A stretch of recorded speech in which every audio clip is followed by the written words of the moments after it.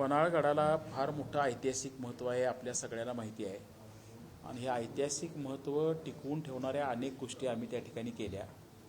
परंतु पन्हाळ्यावर येत असणाऱ्या पर्यटकांना अजून आपल्याला पन्हाळ्याचा इतिहास जास्त चांगल्या पद्धतीनं दाखवता यावा, असं 21व्या शतकाला साजेल असं एखादं काम आपल्याला उभा करता यावं, असा एक विचार आमच्या मनामध्ये होता.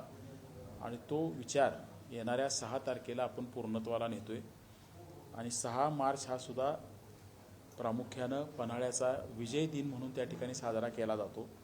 म्हणजे पन्हाळगड स्वराज्यात येणं ही गोष्ट एवढी महत्त्वाची होती की ज्या वेळेला पन्हाळगड जिंकल्यानंतर महाराज ह्या ठिकाणी आले, त्यावेळेला सोन्याची फुलं उधळून खरं तर त्यांचं स्वागत त्या ठिकाणी केलं गेलं. आणि मला वाटते ह्या दरम्यानच तो कार्यक्रम असल्यामुळं त्या वर्षीच महाशिवरात्र त्याच्यानंतर आली. आणि महाशिवरात्रीला मग मला वाटते 1.25 लाख चाफ्याच्या फुलांच्या मध्ये सोमेश्वर तलावातल्या महादेवाचा तो अभिषेक झाला, एवढं ते महत्त्व होतं. आणि म्हणून हा ऐतिहासिक दिवस पुन्हा लोकांच्या मध्ये न्यायचा आणि त्या दिवशी पन्हाळा वेगळ्या पद्धतीनं लोकांच्या देशाच्या जगाच्या समोर आणायचा, अशा पद्धतीचा हा प्रयत्न आहे.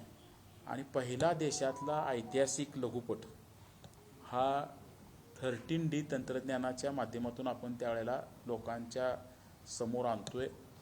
मला नक्की सांगता येणार नाही, पण मला असं वाटते की पन्हाळ्यावर म्हणजे मुख्यमंत्र्यांचा जाहीर कार्यक्रमसुद्धा हा कदाचित पहिला असावा. म्हणजे फार माझ्या काळात तरी या 50 वर्षात तरी कुठला कार्यक्रम मला डोळ्यासमोर नाही येतात. त्याच्या अगोदर मग यशवंतराव चव्हाणांचा वगैरे काही कार्यक्रम पूर्वी झाला असला तर जुन्या लोकांना माहिती असेल.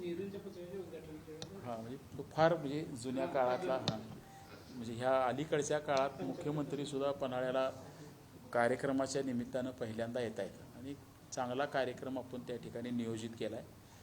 आणि एक वेगळं पण आहे, जे फक्त पन्हाळा नाही, कोल्हापूर नाही, तर सगळ्या महाराष्ट्राच्या ऐतिहासिक परंपरेला जगासमोर देशासमोर नेणारं असं काम आपण लोकांच्या समोर ह्या दिवशी आणतोय.